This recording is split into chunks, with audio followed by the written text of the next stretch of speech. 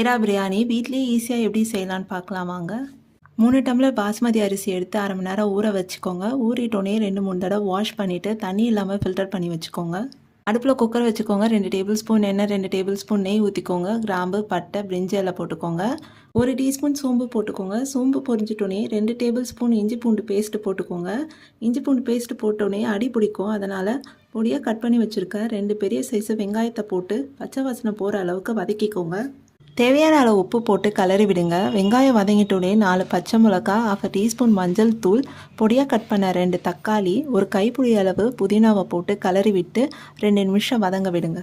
தக்காளி புதினாலாம் வதங்கிட்டோடனே க்ளீன் பண்ணி வச்சுருக்க எறாவை போட்டுக்கோங்க. 1 டேபிள் ஸ்பூன் குழம்பு மிளகாய் தூள் போட்டு கலரி விடுங்க.